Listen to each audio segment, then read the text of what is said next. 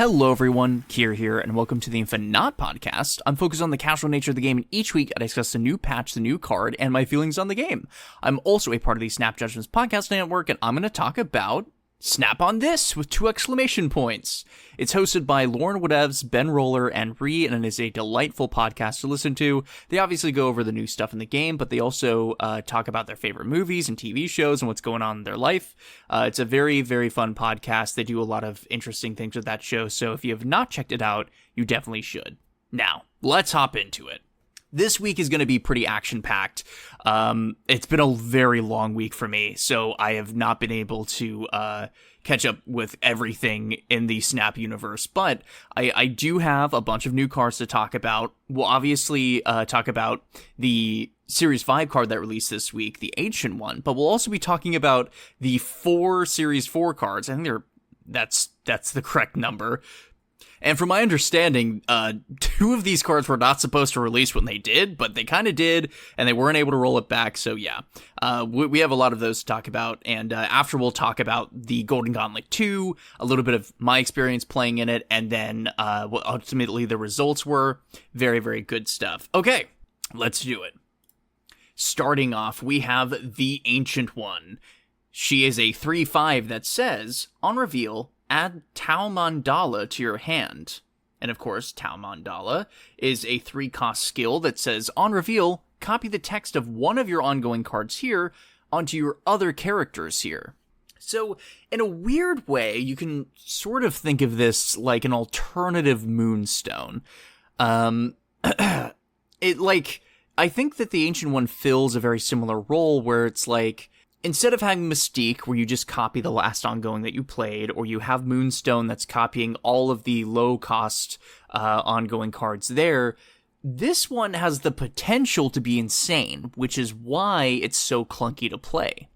As I say often with 3-cost cards, right, the thing I like about them is that you can combo 3-cost cards with each other on turn 6. That's what makes them so powerful. I think in the Ancient One's case, it's more of like, you can definitely do that. You can do some very nutty stuff. It's just kind of hard to, make it work without being disrupted, or sometimes you have the cards you want to copy, but you don't have enough bodies, and so, where does she fit best? Right now on SnapFan, she's not doing amazing. She's running a 45% win rate when played, which is not what you like to see. But I say this sometimes, I think part of the strength of cards like this, it's the surprise factor. Like, her overwhelming power in combination with something like an Iron Man or like an Onslaught, those big cards that get copied by this feel like the sort of slam dunk that she can do. But I mean, when I saw this, I was hoping that Patriot would be a good home for her, right? Because you have things like Squirrels and Mysterio and other stuff like that might be able to be comboed off of that Tau Mandala when you copy it with Patriot. The only downside is when you do that, obviously Patriot isn't buffing those tokens anymore, so you're kind of throwing that lane in order to make it better for the other targets.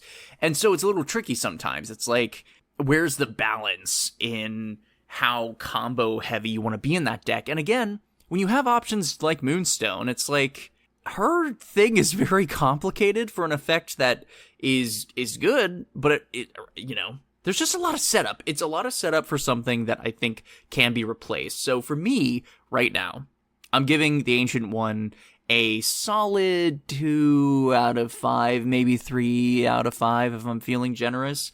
Like, I see the potential. There are things you can do with this card. I just don't think that it's landing right. I was also kind of hoping that Victoria Hand would be the right place for her, but I'm not feeling that either.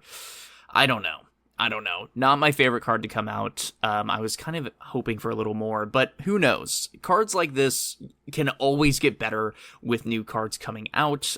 We've seen that with cards like Scarlet Spider, who was dunked on for a while, but who has made his way into a lot of lists. I think the Ancient One could possibly fill that sort of role where the decks that she wants to play in are trying to do something unfair. So yeah, that's my thoughts on her. Next up is Jennifer Kale, who is a 2/2 that says activate. Next turn, you get +1 energy. This is Psylocke, but an activate card, and it's that simple. I think there is a little bit more nuance in this, right? You're not using Jennifer Kale to play 4 costs, which Psylocke allows you to do, right? If you get her on 2. What Jennifer Kale does, what she does is she allows you to activate on turn 4 or on turn 3 in order to get a 5 or 6 cost card. So in strategies that want to ramp, this is helpful, right? It's like a way to get the electro effect without having to deal with the, huge downside. The big difference, though, is you kind of have to get Jennifer Kale down by turn 3 in order for her to be effective in that role, right? If you play her on turn 4, then you will get an extra energy on turn 6, but it's like, yeah, that's not very helpful, right? Like, you need to get her down earlier because it's an activate, and then after the activate, that's next turn. It's 2 turns of setup in order to get that ramp. And she, for that reason, I'm kind of surprised she's at 2/2. Like, her effect is powerful, so I understand that they want to be careful with it, but, like, it's a lot of work to put her into your deck. You're taking a big power hit. You need to be able to play her earlier. If you don't draw her on time, she's kind of bad. And then when you do play her, it's like, isn't Luna just kind of better in most instances? Like, you're getting a 3/6 body, and yeah, you're kind of helping your opponent, but I think the stuff you're doing in your deck is always supposed to take more advantage of that energy, right? So, I don't know. I don't know how I feel about her. I'm leaning more like a 3 out of 5. Like, I think she's fine. If I had to rate Psylocke right now, I think I'd rate it something similar. It's all right. I will say I do love her in the comics. If you guys don't know, she was revealed to be related to Johnny Blaze, which is rad as hell. He's Ghost Rider, if you're not aware. But yeah, as a character, I like her. As a Marvel Snap card, I'm a little more middling. Okay, next up is Nicholas Scratch. He is a 1/2 that says, after you play a skill, +1 power. So, I saw a lot of discourse on this card being fairly negative about him. And I think when you look at, like, how much effort you're putting in for the power, yeah, right, yeah, it's not the most amazing thing, but as a reminder, right, Hydra Bob is still an amazing card. It is just a 1/4 that can give you some flexibility in locations, right? If you play 2 skills with Nicholas Scratch, he is a 1/4. Like, that's kind of the goal, right? If you can get him to 1/5, you're already at a premium stat line for a 1-cost card. And if you get him to a 6, you're really, really cooking. I think the criticism with this card comes from the fact that we just don't have enough cards that generate skills to really make the best use out of him. The best card synergy with him by far is Merlin, because you get so many 1-cost skills, but it's like, as a combo, is that worth it? Like, Merlin by himself already does enough, and having this card, like, tied to that is a little weird, and also, since this isn't an ongoing card, you have to have this card down on the board before you start getting those spells, so, yeah, I don't know. I think he's just fine. I feel similarly to him as I do with Jennifer Kale, where it's like, I feel like the card is perfectly playable. I think it can fit in a couple of spots. I just don't think that it's, like, gonna blow open the meta. I think it's a fairly standard, like, this feels like a card that would release at the beginning of the game. Like, you would get it as a starter card if skills had existed back then. It just feels like a natural fit, right? So, I think that this card could get scary later on, depending if you get, like, full-on skill decks. It sort of reminds me in Hearthstone how you had, like, all spell decks from the mage, where you wouldn't really play minions, you would just use spells to get minions on the board.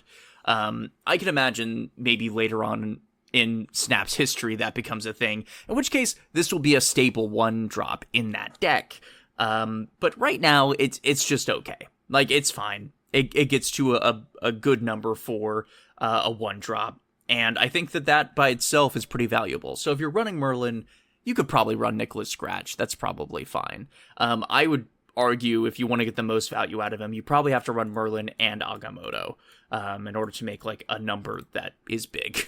Okay, next up is Mercury, who was not supposed to release when she did, but she is a 2/2 that says you can move this once. Ongoing, enemy cards here can't move. Okay, so I was not the only person who saw this and went, wait, guys, this is Professor X Cannonball, right? Right?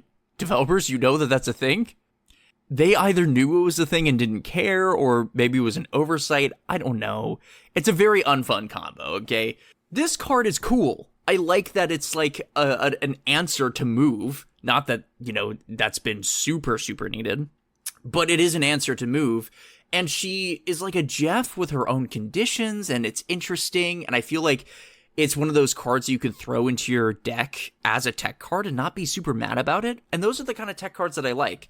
Cards like Red Guardian, right? Where it's like the worst that he can be is a 3/5. And you're okay playing a 3/5 in your deck. If you don't get that like critical hit on your opponent's card. I think Mercury works in a similar way where it's like the fact that she can move, it makes her like a little worse than Jeff, right? As a 2/2. But that enemy cards here can't move thing might be valuable on certain locations, like Strange Academy or whatever. The combo with Cannonball is just nutty. It is just so difficult to play around. And since you play her earlier down in the game and then play Cannonball after, it's like, yeah, it's tough to avoid. It's made a bunch of these decks come back that I feel are not super fun to play against. I will say, with the deck that I've been playing recently, I have been able to make it work just because the deck uses Victoria Hand, right? So even if my Devil Dino gets blown up by the Mercury Cannonball combo, there's still Sentinels there that are getting pumped up. That kind of thing. Like, there's ways to play around it. It's just, it's a crazy good combo. Makes me feel bad for Professor X, because you had to put in a lot of work to make that combo happen, and this is just a 2-card combo. So, that interaction kind of stinks. I wish that wasn't what she was just going to be tied to for the rest of her life, but as a standalone card, I do like her design. I think she's very cool. I'd say a 4 out of 5 for Mercury, honestly.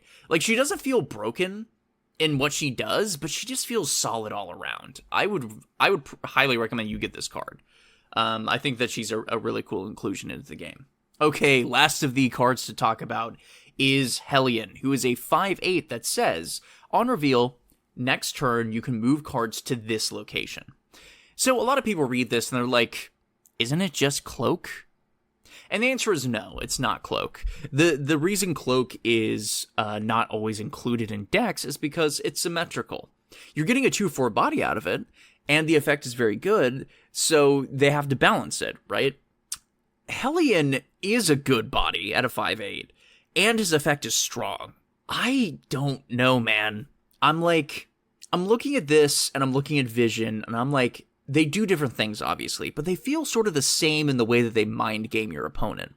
Like, if you're just playing a regular old tech deck, and you have things on the board, you can use Hellion to just shift your power to win a lane. Like, I don't even, like, in a move deck, I'm sure this is fine, right? It's probably fairly good. Like, you can do Hellion, move all the things to the right, then Heimdall to move all the things on the left. Like, I'm sure that's a fine combo. But I'm just thinking, like, on a broader spectrum, this card could introduce a lot of decks that really make it difficult to predict where power is going to be on the board. I definitely have to, like, I don't like playing against this card, but playing with the card, it's like, it feels pretty good, so I don't know. I'm going to say for right now, I'm going to give him a 4 out of 5. I feel similar to Mercury, where it's like, I feel like this is a good inclusion in a lot of decks, and it's a solid body. You know, it does something that can surprise people. Like, I think that's pretty great. So yeah, that's where I'm at with Hellion. Okay, with all of the new cards out of the way, we can talk a little bit about the Golden Gauntlet 2 before the end of the pod. So this was held over 2 days this time, and the sign-up process was done in a completely different way, exclusively through Discord. And man, oh man, being in that Discord, by the way, as people were coming in, like, I would just implore people, read the rules to the server before you get in there. There were so many questions that were being asked, and like there were so many people who didn't make it past the first sign up page because they just didn't read. They went into the server, they saw a body of text, and they're like, I'm probably in, right? No. There were instructions on that big block of text that told you how to sign up, how to get into the channels, how to do everything. So that was a wild ride. But besides that, the server was a lot of fun to be in, just to chill and chat about. I think the server is still up as of this recording, but they are going to take it down at some point. So unfortunately, all those beautiful messages will not be archived. Rest in peace. But yeah, it was a great sign-on process. I did actually get in, which was super cool. I think there was almost 800 players in this one in comparison to half that many last time, just about. So it was chaotic, but it was a lot of fun. I went 4-3 in the tournament, and just like last time, it was open deck lists, so your opponent knew what you were playing, and I expected to see a lot of Thanos. Thankfully, I didn't see all that much, and I think the new card sort of spurred into that. But yeah, I went positive. In order to make it to the second day, the second bracket, I needed to get 5-2 at a minimum, 5 wins and 2 losses, but I just couldn't make it happen. I actually have a video that's coming out tomorrow that is going to go over that. So keep your eyes peeled. Hopefully I keep my word and I edit that on time. It's been a big project for me. But yeah, so I brought my Magic Dino deck. I'm sure I've ranted about it on this podcast before, but the idea is that you use Wiccan, in combination with, Victoria Hand, Infinity Ultron, Esme Cuckoo, and that way, on the last turn of the game, you can play a 5 cost and a 3 cost, and we have some great 5 and 3 cost cards in our deck. And now that the Infinity Ultron stones are 2 cost, you can do some crazy stuff in this deck, like playing Victoria Hand, Power Stone, and Speed all on the last turn. But yeah, so I had a really great time. My opponents were all super cool.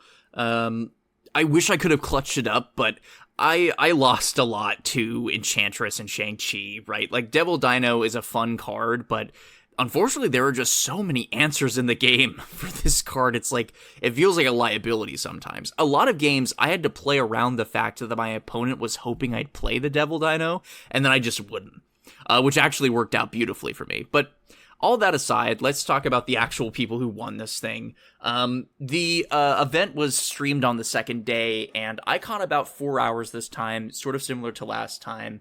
I made sure to watch some of the beginning. I kept the stream on, and I was able to catch the top 4.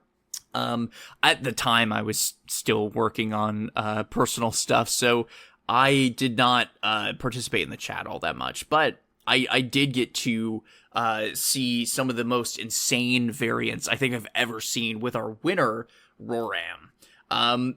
The top 4 ended up being Roram, Yakublovich, Amthesius, and Honifer, and they did a stellar job. All the matches were super fun to watch, especially, dude, like, as much as I want to be upset with Roram's deck, like, you can't make up some of the stuff that happened. There was a play where Wolverine got discarded from Roram's deck. Didn't put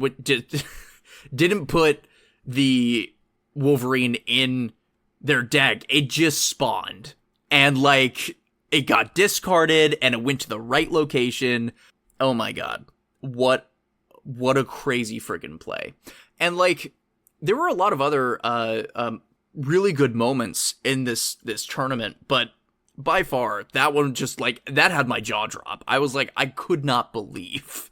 And like, the opponent couldn't believe it either. They were pretty pissed, and like, I don't blame them. People were calling them salty in chat, but I sympathize. I was like, holy moly. Anyway, I do want to go over the decks here. So Roram was the ultimate champion. They brought a deck of Thanos Arishem Agamotto, which is a 34-card deck. They played things like Surge and Juggernaut and Shang-Chi, Enchantress, and yeah, it just worked out. And in a tournament like this, having a deck with high variance means you're going to steal a lot of cubes. And then on top of that, right, they're always betting on the fact that you don't draw your answers. Things like Shang-Chi and Enchantress, and then, of course, sometimes the game just serves them up to you on a silver plate, and you can just absolutely demolish. I've seen some talk about, like, does this make Thanos the most overpowered deck? Is this proof that the Agamotto Thanos deck needs to be completely destroyed? I don't really know. Like, I'd say a large part of Royam's success was the way that he played the deck. I don't think that it was inherently more powerful than all the rest of the things up here, but I mean, you can't deny that a lot of it was extremely lucky. So kudos to Roram for having the foresight to bring a deck like this. It reminds me of the deck that Butt Squad brought last time with Pixie and Mobius. And the whole idea of that being, your opponent is going to have a hard time predicting what you can do, and you can sort of, snap when they don't have the information for it. So kudos to Roram. I think they played the deck very well. In second place was Yakublovich, who brought a Fenris deck that had Shang-Chi, Galacta, Gladiator, and had a bunch of answers. It also had Merlin in there. And I actually really liked this deck. They had a similar philosophy, right? They had Loki in here with the idea of like, hey, sometimes when you're in a pinch, Loki it up, get some cheap cards. You already have a lot of tech in your deck, so if you just need big numbers, not a bad way to go. I really liked their approach to that. And Theseus brought a Thanos Spectrum deck, which made it very, very high. And ultimately, the cost of this deck is just that it dies to Killmonger.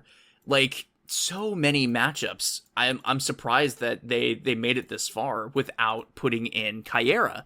I'm shocked that people don't use that card. It's in the game for a reason, but they felt that was the right way to go. And to their credit, right, they made it to third place, but ultimately it was that Killmonger that ended up sealing the deal. And last but certainly not least is Honifer, who brought a really interesting clog deck that used Yellow Jacket and Merlin and Werewolf by Night with the, Sentry and Nihilist combo. And it was really, really good. I actually really enjoyed watching Honifer play. I think that they did a tremendous job, and this deck was pretty creative. I haven't seen it before. So yeah, all of these decks, really cool in their own right. I especially like Honifer's deck. I think I was rooting for them the hardest during the top four, but really fun to watch, really fun to play in. They have not announced if they're doing another one. This one came so soon. I wouldn't be shocked if they take a minute to take stock and figure out a more cohesive plan for the next one. But this one was really great. I'm glad that they're doing this again. And if we've learned anything from the previous one, they're going to use the tournament from this data to they're going to use the data from this tournament in order to make some pretty cool decisions for the game. So yeah, super cool. Those were all the canoe cards. That's the tournament that just happened. I hope I didn't miss anything. New patch also just came out that's actually posted by Second Dinner, which is super cool. Make sure that you check out the shop. It's been updated, and if you use the code WEBLAUNCH, you're going to get some goodies, so make sure you do that. All right, that's everything, and if there's one thing that you can remember, it's that I'm InfiNOT. Thanks for listening.